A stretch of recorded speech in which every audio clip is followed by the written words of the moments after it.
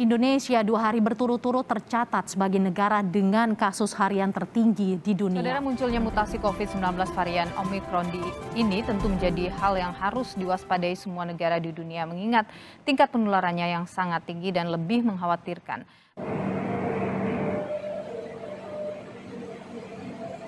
Indonesia kembali dihadapkan pada lonjakan kasus COVID-19. Hari ini dikarenakan munculnya varian Omicron. Pandemi ini belum usai, jangan lengah. Mari bersama memutus rantai penyebaran COVID-19 dengan 5M, 3T, dan vaksin. Pertama adalah mencuci tangan. Kapan kita mencuci tangan? Kita mencuci tangan yang pertama adalah sebelum makan dan minum.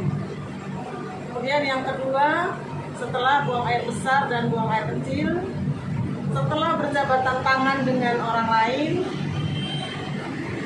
kemudian setelah batuk atau bersin, dan setelah beraktivitas di luar rumah.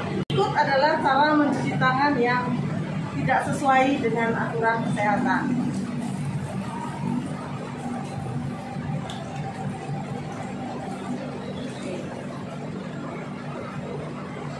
Cara mencuci tangan yang benar.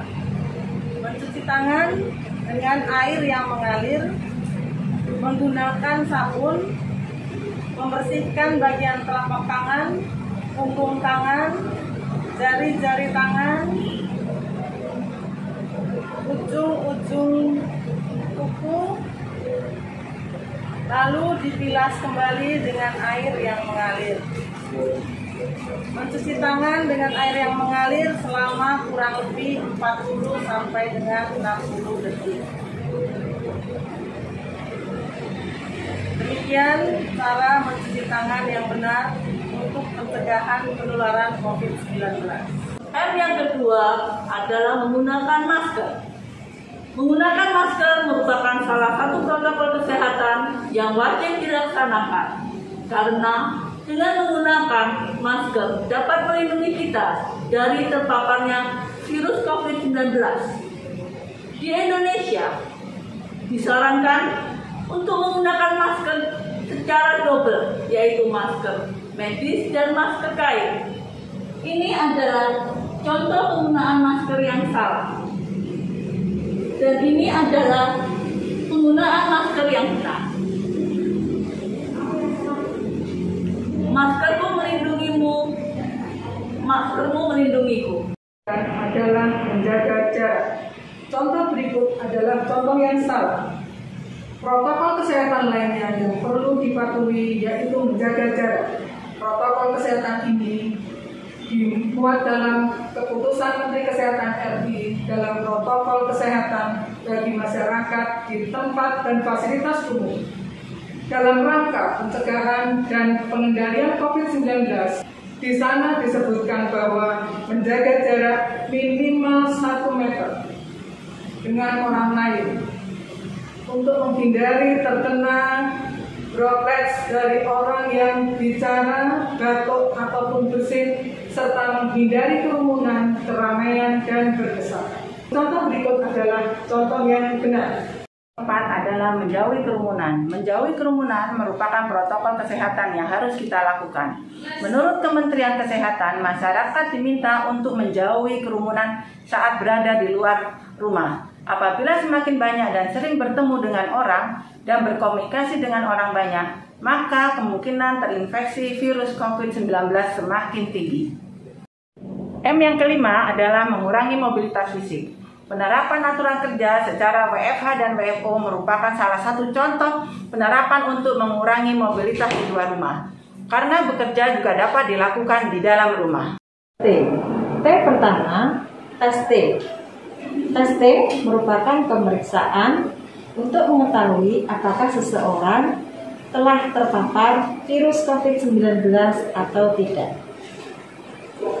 Testing ini dapat menurunkan risiko penularan yang lebih marak. Testing bisa dilakukan dengan 3 cara, yaitu genos, swab antigen, ataupun swab PCR. Adalah telusur atau tracing.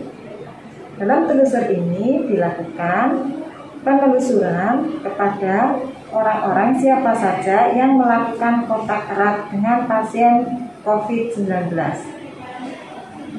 Yang dimaksud dengan kontak erat adalah seseorang yang telah berada dalam radius 1 meter dan waktu 15 menit bersama dengan orang yang telah terkonfirmasi positif virus COVID-19. Dalam telusur, ada hal yang perlu dilakukan, yaitu mengidentifikasi waktu yang tepat dari orang-orang yang berkontak dengan pasien COVID-19. Kedua, menginformasikan orang-orang yang mungkin terpapar virus COVID-19 serta mengisolasi orang-orang yang terjangkit COVID-19. Adalah treatment atau tindak lanjut. Tindak lanjut ini bisa dilakukan dengan 2 cara.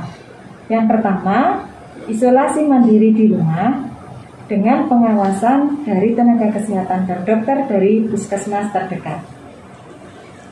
Yang kedua, bisa dilakukan isolasi pada perawatan di rumah sakit. Kondisi yang perlu dirawat di rumah sakit pada seseorang yang terkonfirmasi positif COVID-19 adalah yang mengalami gejala seperti batuk, pilek, demam, dan yang lainnya.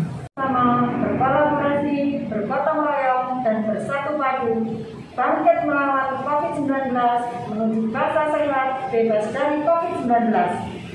Selamat